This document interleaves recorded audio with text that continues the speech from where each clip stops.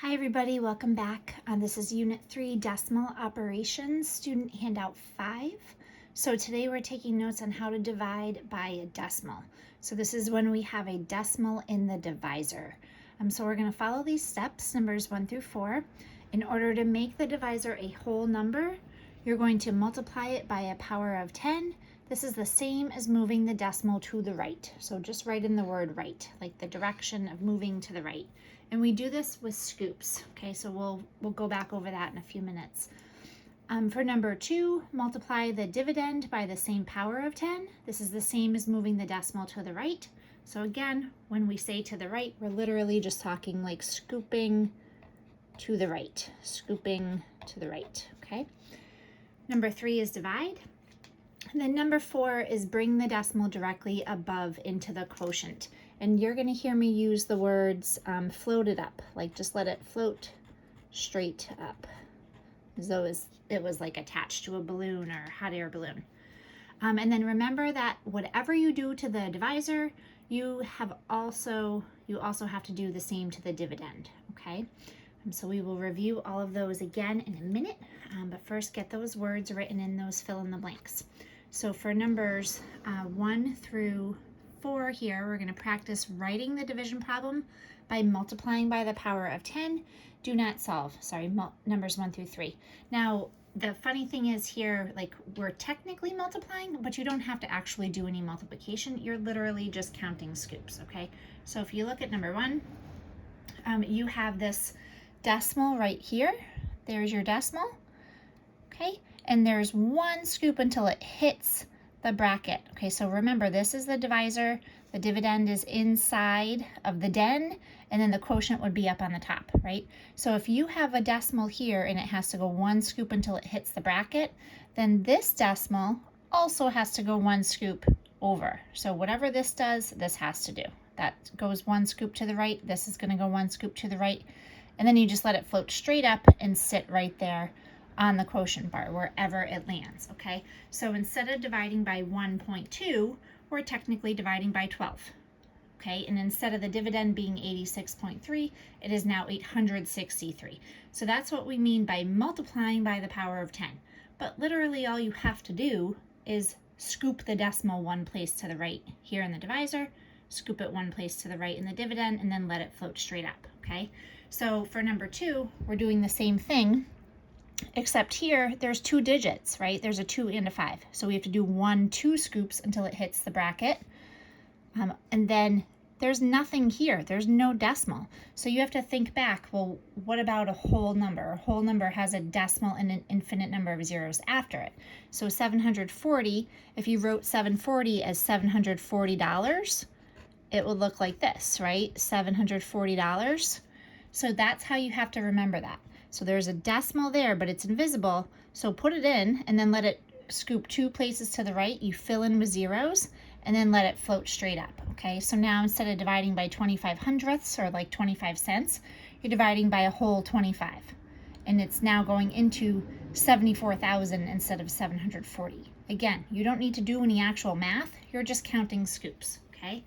For number 3, we're gonna do the same thing, except look, there's no decimal in the divisor, okay?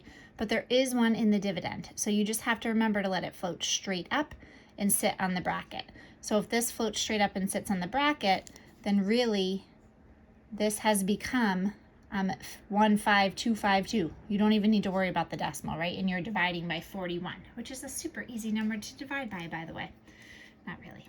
Okay, down below, we're dividing the following numbers. Be sure to remove any decimals in the dividend by multiplying by the power of 10. And again, remember, all you're doing is counting the scoops. So first you're going to rewrite it, and you have to be sure to rewrite it properly.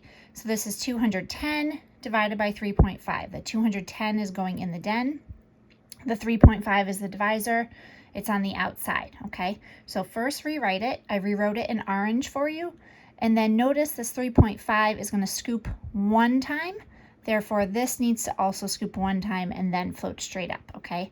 So 210 would be 210.0. So that's where the decimal would be. That's invisible. So scoop it over 1 time to the right. Let it float straight up. and then we're going to divide. Okay, so now we divide as normal. So the 35 fits into 210 6 times evenly, because 35 times 6 is 210. So 210 minus 210 is 0. Bring down the 0, bring down a 0. 35 goes into 0, 0 times, okay? Because 35 times 60 is 2,100. Now, to check that, we could use a calculator to check that. We could just write it over on the side. I can show you with a calculator really fast, just so that you're clear that division and multiplication are opposites or inverse operations. All right, so if we take a look, we want to do the opposite here. Just to check our work, we would do 35 times 60. And that's going to give us 2,100, all right? If I did 3.5 or 210 divided by 3.5, I'm going to get the same thing. I will get 60, okay? So you can use a calculator to check, but remember, you're practicing your long division skills. So for number 5, we're doing the same thing. There's one decimal, one space, I should say, one decimal scoop here. Okay, so it's got to move one space, and then this guy has to move one space, and then it will just float straight up, and then you just completely forget about it, okay? So now you're just looking, how many times does 84 fit into 8? Well, it doesn't. 84 fits into 85 one time, so there's your 1. 84 times 1 is 84, and now we subtract. 5 minus 4 is 1. Bring down the 6. 84 does not fit into 16, so it fits in 0 times. Don't forget that 0. 84 times 0 is 0. 16 minus 0 is 16. Bring down the 8. 84 fits into 168, 2 even times, and 84 times 2 is 168. 168 minus 168 is 0. Okay, so again, we don't expect you to know your 84s tables, all right? You can use a calculator in this situation for the sake of time to be like, well, I know 84 times 1 is 84. 84 times 2 is 168. Okay, so you can kind of work with it that way to figure out how many times it's going to fit in. But you're practicing the long division, practicing moving the decimal, however many scoops you need to get rid of it. So you're technically, again, multiplying by 10 and then letting it float straight up so that you forget about it. All right, last one on here for number 6. So you're going to rewrite the 58.42 goes inside the den, and then the 0.92 is on the outside. So you'll do that first. And then you're going to have to scoop this guy over 2 places and then scoop this decimal over 2 places before you let it float straight up. Then you forget about it. So now we're dividing by 92, which again is a tricky number to divide by. So just write these notes down after I pause the video. So 92 fits into 5 0 times, into 58 0 times, but it goes into 584 6 times. How do I know that? Well, 92 times 6 is 552, okay? 92 times 6 is 552.